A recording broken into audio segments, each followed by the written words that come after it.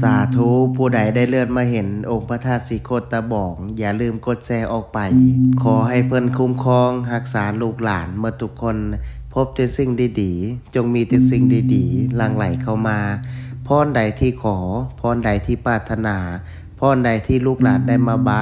ขอให้เกิดเป็นจริงจงสำเร็จผลที่สำคัญขอให้ตนเองมีสุขภาพแข็งแรงครอบครัวพ่อแม่อายไอ้น้องอยู่เย็นเป็นสุขบ่เจ็บบ่ไข้ขอให้เงินไหลนองทองไหลนำคำไหลมาไหลมาหาตนเองและครอบครัวมีกินมีใสมีจ่ายบ่ขาดเขินบ่ขาดสนเงินแสนขอให้เต็มบ้านเงินหมื่นเงินล้านขอให้เต็มเฮือนเต็มซ่านข้อที่หนึ่งความเจ็บไข้ข้อที่สองความทุกข์จนจงไหลออกไปจากชีวิตขอให้ลูกหลานมีบ้านใหญ่มีรถใหญ่พิมพ์สาธุสามเทื่อกดแชร์ออกไปขอให้สำเร็จผลสาธุ